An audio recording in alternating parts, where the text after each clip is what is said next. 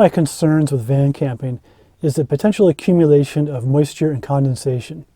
I really want to keep my van dry and well ventilated. This will help avoid mildew and mold. In a previous video, I built a ventilation fan to push air out these narrow pop-out van side windows. But what I think will make a real difference is to use a diesel heater to push warm, dry air into the van. So I purchased the H. Calori diesel heater kit. This is model HC-01, which is packaged in a portable toolbox type of configuration with a 5-liter fuel tank.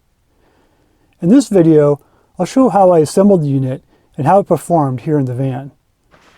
I'm going to locate the heater outside the van and plumb the warm air into the van through the front window. I'm not building the heater into the van for a couple of reasons. Mainly, I want to be able to leave the heater behind when I don't need it, like in the summer.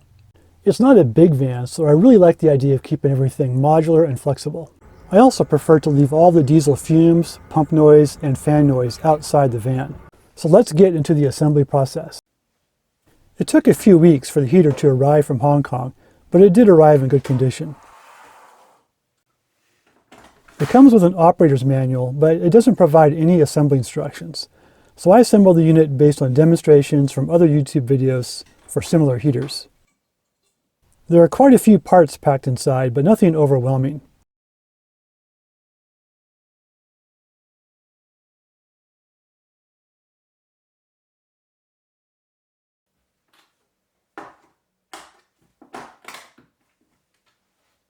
This face of the unit has the electrical power connector, fuel line fitting, combustion air intake, the control module, and the heating air intake.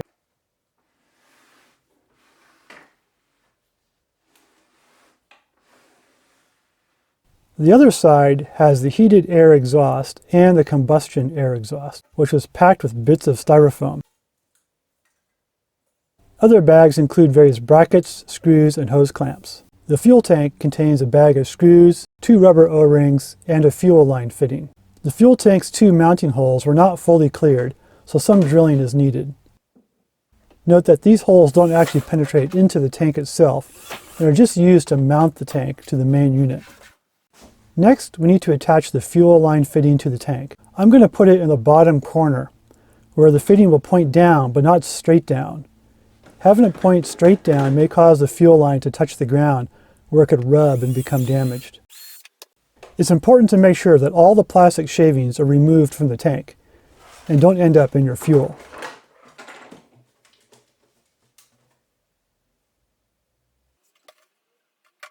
Note that the cap has a small breather hole to let air into the tank as the fuel level goes down. I sure hope that this keeps the diesel fumes well contained inside the tank. The next trick is to getting the fuel line fitting into the hole from inside the tank. First, I thread a string through the hole and retrieve it out the larger cap hole. Here I'm putting one of the rubber O-rings onto the fitting, snug up against its head. There's a little groove on the fitting for the O-ring to sit in. Next, I thread the string through the fitting, starting from the narrow end.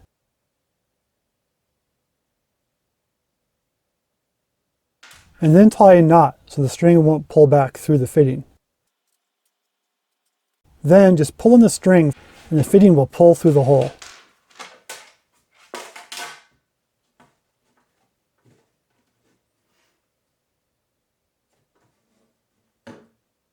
While holding the fitting, you can then push the string back through and into the fuel tank until the knot can be pulled out of the cap hole, and now you can remove the string.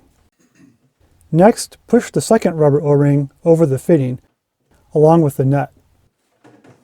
Finally, tighten the nut and the fitting installation is complete.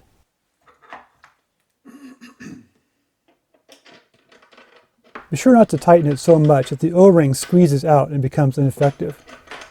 I'm using pliers lightly here just to keep the fitting from rotating while I tighten the nut. Next, we mount the fuel tank to the side of the unit using 2 screws and washers.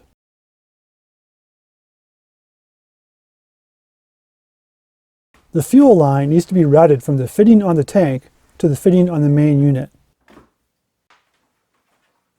I cut a short section of hose, just long enough to run between both fittings.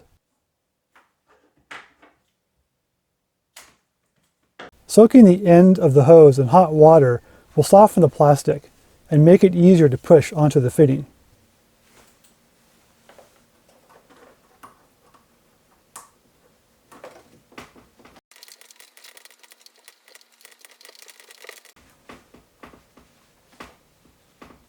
Keeping the hose short keeps it off the ground when the heater is in use. This protects it from rubbing and getting damaged. Next, I'll assemble the combustion air inlet duct.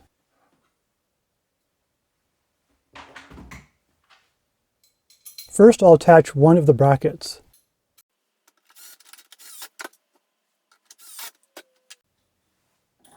I'll feed the hose down through the bracket and attach one end to the unit with one of the smaller hose clamps.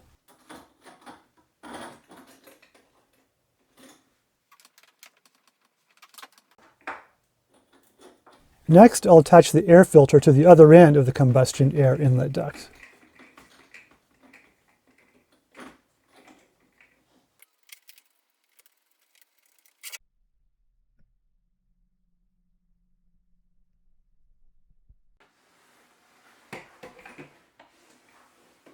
Next, I'll attach the combustion air exhaust ducts.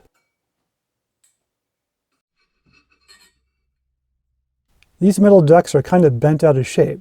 They're not well rounded. I'm using the nose of a pliers here to take out the kinks and get things a little more rounded.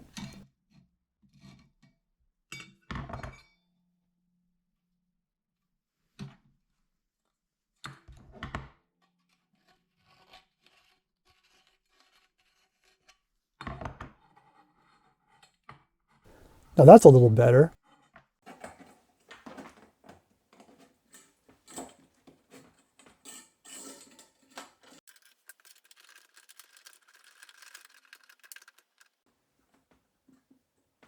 The muffler attaches to the opposite end of the combustion exhaust duct. I'm not routing the combustion exhaust duct up vertical like the air inlet duct. I want the exhaust duct to remain horizontal or angled slightly down so that any exhaust condensation can dribble out. Finally, the 3-inch heated air outlet duct attaches with a large hose clamp. This will eventually be extended and routed into my van through the front window. So that is the bulk of the assembly. There's just one modification I'm going to make. The electrical power cable has a 90-degree connector, which, when attached to the unit, will result in the cable rubbing on the ground. I don't like this, so I'm going to flip the connector around in the main unit. The connector has 2 plastic clips attaching it to the wall of the main unit. With some fiddling, these clips can be released with a flathead screwdriver.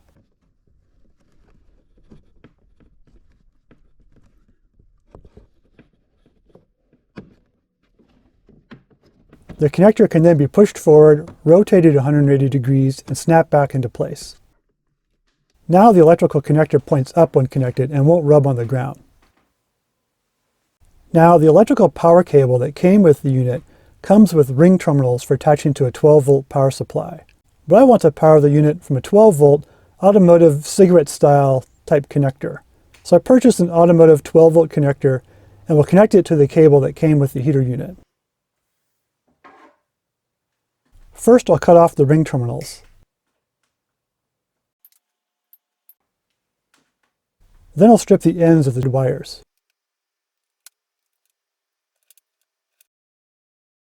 Then I'll thread one end through a solder sleeve, twist the strands together,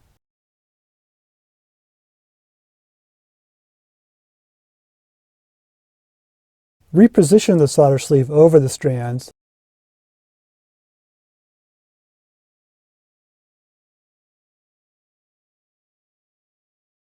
and hit it with the heat gun until the solder melts and the sleeves shrink over the wires. The 2 blue bands are adhesive inside the heat shrink tube that provide a waterproof seal around the wires. Okay, with the unit now assembled, I'll go get some diesel fuel and we can fire the thing up for the first time. I'm going to power it with my Jackery 300 power supply. I simply plug it in, turn on the power supply, press the heater's power button, and let it do its thing. Start heating. The heater goes through an automatic power-up process that includes warming its glow plugs and pumping fuel into the combustion chamber. This startup process can pull up to 115 watts from the power supply for a few minutes. Since this is the first time using the heater, it'll take some extra time to pump the fuel through the fuel lines, through the fuel filter, and through the pump itself, and finally into the combustion chamber.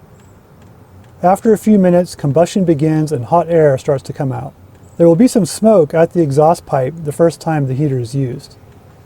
This will stop after manufacturing residues are finally burned off, and it runs pretty clean after that. Once things are up and running, the unit will automatically adjust the fuel pump rate and the fan speed to whatever heating setting you have set. You can basically select a heat setting from 1 to 10 using the dial on the control panel. At the minimum heat setting, the unit pulls about 12 watts and consumes fuel at a rate of about 0.08 liters per hour. When I crank it up to maximum heat setting, it pulls about 46 watts and consumes fuel at a rate of 0.35 liters per hour. So this means I can get about 14 hours of runtime from one tank of fuel on max heat and about 64 hours of runtime on the minimum heat setting. I think I will only need the minimum heat setting in my little van. There is some way to use the heater in a thermostat mode, but I have not played with this yet. Finally, to turn the unit off, press the power button and it will go through an automatic power down sequence and finally shut off. The shutdown sequence can take a few minutes.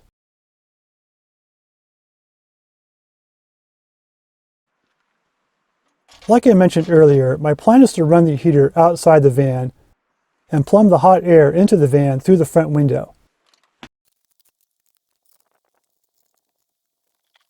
This keeps the heater, its diesel fuel fumes, its combustion exhaust fumes, and all the noise outside the van. Also, by bringing heated air in through the front window of the van and exhausting out the rear side window, I can get good circulation of the warm, dry air throughout the van. Later, I plan to build a window interface that I can just plug the duct into while keeping rain and bugs out. All right, let's see how this thing works tonight. Okay, it's 2 o'clock in the morning. And inside the van we have 39 degrees and 87% humidity.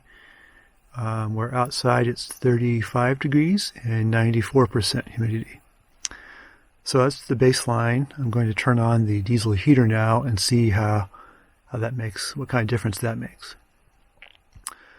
First I'm going to turn the fan on medium again. And then I'll go out and turn on the heater.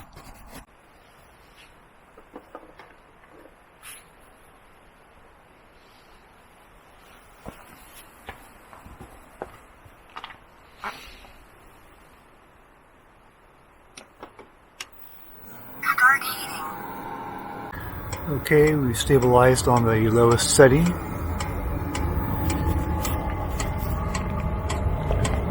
And we're drawing 11 watts.